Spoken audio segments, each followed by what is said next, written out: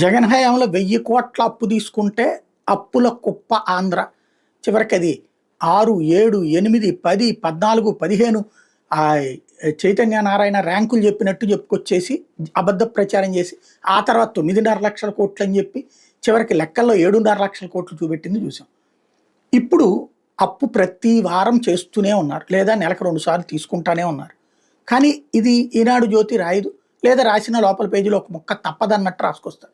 సాక్షి అప్పట్లోనేమో తప్పదు తప్పలేదు అన్నట్టు రాసేవాళ్ళు ఇప్పుడు తప్పు అని రాసుకొస్తున్నారు. తాజాగా బాబు సర్కార్ అప్పులు నెల నెల భారీగా పెంచేస్తుంది.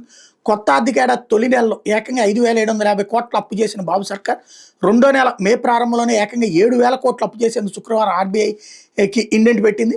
ఈ మేరకు ఆర్బీఐ శుక్రవారం నోటిఫై చేసింది. మంగళవారం సెక్యూరిటీలు వేలం వేయడం ద్వారా ఈ మొత్తం రుణాన్ని రాష్ట్ర ప్రభుత్వానికి సమీకరించి ఇవ్వనుంది.